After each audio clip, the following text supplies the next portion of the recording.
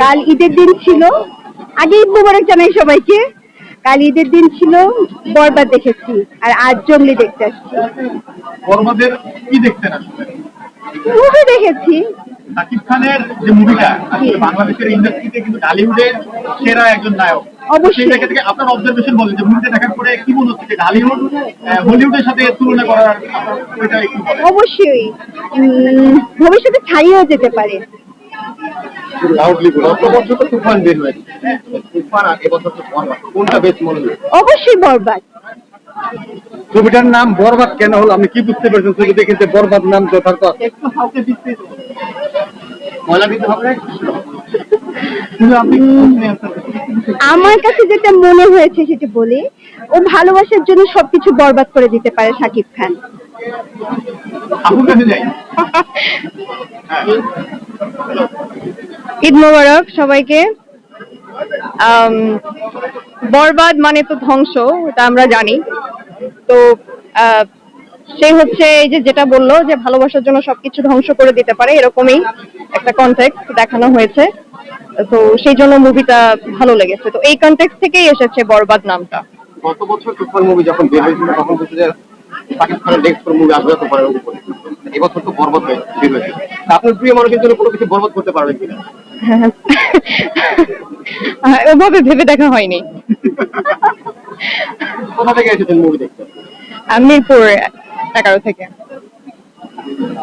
আরেকটা কথা সেটা হচ্ছে যে শাকিব খানের মুভি দেখতে এই বছর তো রেটিং কত ছিল? 1 থেকে 10 এর 7 দিব।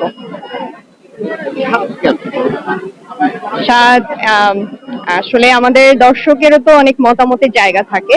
তো একটু অ্যাগ্রেসিভনেসটা বেশি মনে হয়েছে আমার কাছে মুভিতে। কারণ দেখা গেছে আমাদের যারা ইয়াং জেনারেশন আছে সবাই তো পজিটিভ জিনিসটা নেয় না, কেউ কেউ নেগেটিভিটি ওভাবে ওরকম আর পেজ ওরকম করতে চায়।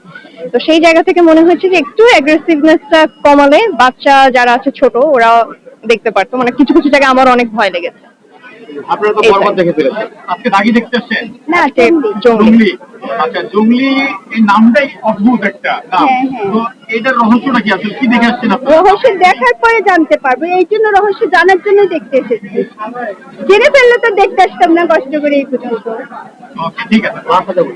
আচ্ছা, বরবাদ আপনারা দেখে ফেলেছেন, এখন যারা দেখেননি বরবাদে তাদের জন্য কোনো বার্তা দিতে চাচ্ছেন কিনা?